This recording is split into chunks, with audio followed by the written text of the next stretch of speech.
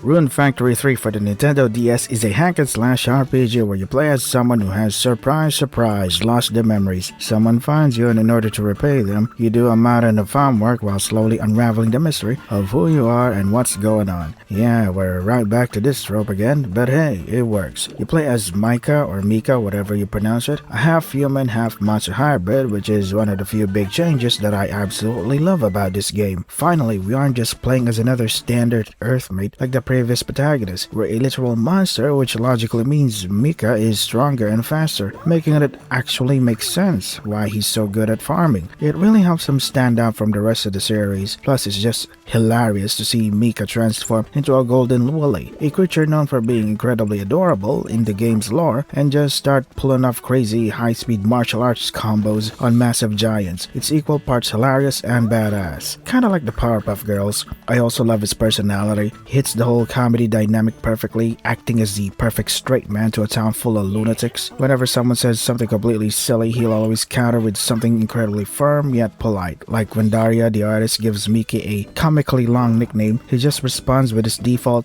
smiling character portrait that won't fit. It is so meta because it literally cannot fit inside the game's dialogue box. You could clearly see when he's completely fed up or when he's exhausted from dealing with these people, even though he still helps them out in the end. It's great. The controls are fast, responsive, and infinitely better than the previous games. The combat is incredibly snappy and flashy because you can equip special skills, or you can just do what I do, equip dual blades and spam the attack button to high heaven. It's so much fun. Not only that, but if you manage to get a character up to 4 hearts of friendship, you can actually invite them to hang out and battle alongside you in a dungeon. It's awesome. The game doesn't just treat them as generic clones either. Each character has a specific weapon style that suits them best. For example, Rune is a magic user, so handing her a sword is a total no-go. And then you have someone who literally transforms into a fire-breathing phoenix once you spend enough time with her. It's awesome as hell. It's also incredibly easy to trigger character events. All you have to do is keep accepting town requests from the bulletin board. After a bit, you'll start finding personal requests in your mailbox, and you just choose who you want to pursue. It flows so naturally, plus the dungeons are great, featuring simple puzzle minigames to open up hidden doors, and you even get a segment where you need Daria to build a bridge that basically screams, "Daria did this." I just love how unhinged the characters are. We got Marian, who is actively obsessed with giving syringe shots to entirely unwilling patients, Raven, who is quiet, mysterious, and absolutely adorable, Daria, the eccentric artist, who, fun fact, is heavily implied to be related to another bachelorette in Rune Factory 4, Sakuya is all about business but wrapped in a complete package of cuteness, Karina, who is a hopelessly lazy sleepyhead but becomes super endearing once you actually win her heart, and Sharo, who seems like the most normal, sweet girl of them all until you realize she has a borderline psychological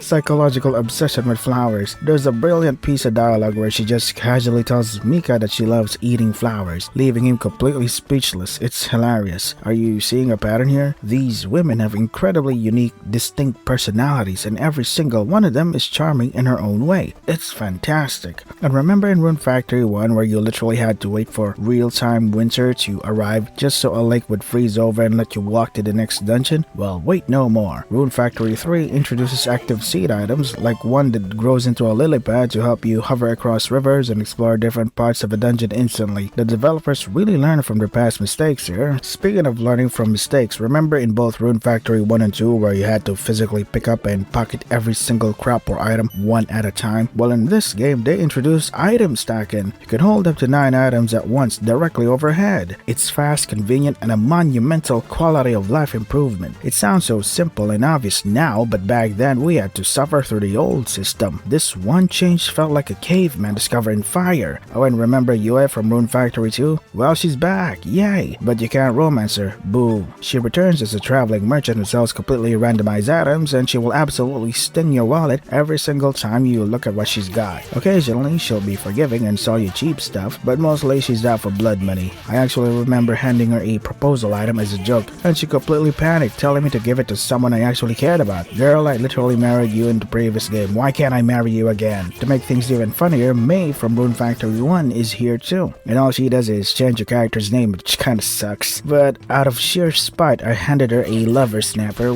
which was her exact proposal item from the first game, and she rejected me flat out. Why can't I marry you like before? Honestly, why is getting rejected by legacy characters so hilarious? I guess the only real complaint I have about this game is that it's just really short. The story flies by, and it never actually bothers to explain Mika's past. He just decides to stay in town forever instead of at least learning who he used to be. From the brief flashbacks we get, he was some sort of guard chasing down 4 monsters, and that's it? Really, dude? You're not going to look into that at all? Aside from the short plot, the original voice acting on the Nintendo DS is far superior compared to the remastered Rune Factory 3 special. And this isn't just nostalgia talking. The original voice lines had actual texture and variety. Raven had a low, mature sounding voice, and Daria was loud and full of chaotic energy. Compare that to the special version on modern consoles where everyone suddenly sounds weirdly high-pitched for some reason. Also, I don't know if this is just a massive coincidence or a hidden RNG mechanic, but whenever I utilize my entire farmland, it acts like a giant magnet for typhoons that completely annihilate everything I planted. It sucks so bad. Curiously, if I only plant a few crops at a time, the typhoons rarely ever show up. Luckily, the game gives you a loophole. Each dungeon is locked into a permanent season. Prevera Forest is forever spring, Oddward Valley is forever autumn, etc, etc. There's even a specific cave hidden in Oddward Valley that is completely immune to typhoons, making it the perfect safe haven for your high-value crops. The only annoying part, having to run out to every single dungeon every single day just to water your plants. But despite those minor gripes, it's a fantastic game. It's a solid entry point into the series, especially if you can't stand how slow and tedious the first 2 games were.